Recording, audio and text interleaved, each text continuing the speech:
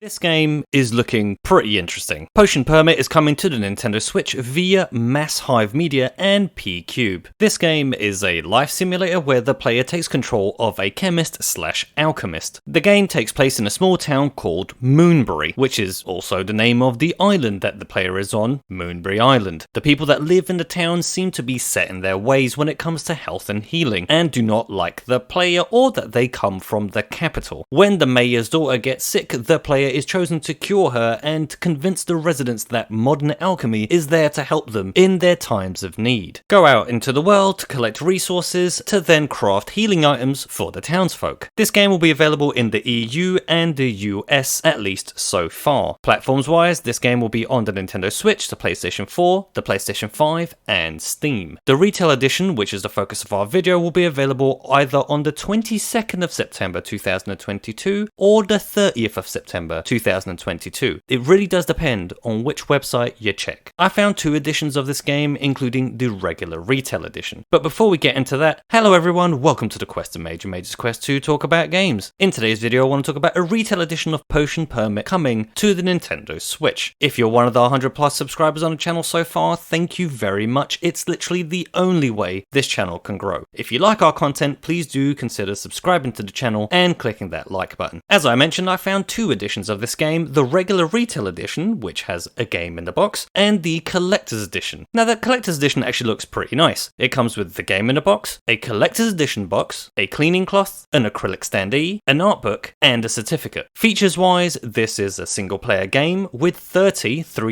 unique town inhabitants. Occasionally they will fall ill and you will need to help them in various ways. The town can be developed and or improved. You can fix facilities in the town and fields around Moonbury Island, which might unlock secrets along the way. The player has a player home where you can buy or customize furniture, basic character customization, you have a dog companion, which is really cool, multiple unique in-game regions, they mention rain, blizzards, and heat in the desert, no time limit for game objectives, so it's meant to be a relaxing game as you play it, which is really nice for these type of games. Crafting, potions, ointments, or salves, gathering ingredients or resources. So in the world you can gather various things and then brew these in a cauldron, which itself seems upgradable, so the more you use it maybe, the better you get at using it. Fishing is included, which weirdly is one of the things that I really like doing in games, and I always notice that is missing, so happy to see it here. Upgradable tools. The game employs real-time combat. You can use the player's tools as weapons. Crafter potions can also be used as player and player weapon buffs, or used against enemies as enemy debuffs. And lastly, for the features, relationships with town inhabitants. They mentioned this several times in the blurb, so it seems pretty important. Now moving on to any requests that I might have, the one that won't be a surprise to most of you if you follow the channel is the request to have more physical content in the box itself. Hopefully at least we'll see a reversible cover. A nice touch would be an alchemist leaflet to show some of the game's basic recipes included in the box. Next would be HD Rumble. I don't know if this feature will be used in the game, but I really hope that it is. I really like HD Rumble and I feel that it has that extra layer of immersion when playing games. Lastly, for requests, maybe touchscreen compatibility would be nice here, especially for potion brewing and for potion diagnosis, where you have a little minigame of sorts to find the ailment on the patient's body and then it moves on to a button sequence minigame. Lastly, I think the game looks pretty interesting. I really think the art style looks nice. In the screenshots, the lighting during the nighttime really stood out to me. I think it looks really good. The game loop seems really simple, but in a good way. You get a request, you gather X items, and then you return to complete the request. I think we all like that in games to a certain point. The overall aura, I guess, of the game seems to be a relaxing one. An adventure to be played at your own pace. And on the Nintendo Switch, I do find that I like playing games like this on the go. If you want to cure residents, talk to townsfolk, or you want to do a bit of fishing, the game seems open to allow the player the freedom to choose what they want to do. I'm always happy to see these type of games getting retail editions, and I'm definitely interested in this one. So what do you all think of Potion Permit getting a retail edition on Nintendo Switch? Do you like it? Do you dislike it? How would you change it? Please leave your impression down in the comment section. But that's going to do it for today's video. Thank you very much again for watching. If you like our content, we have a few videos talking about games, mostly arcade and retro on the channel. If you'd like to watch these, please take a look. If you like our content and want to help the channel grow, please click that like, subscribe, and notification bell for more of our content in the future. And until then,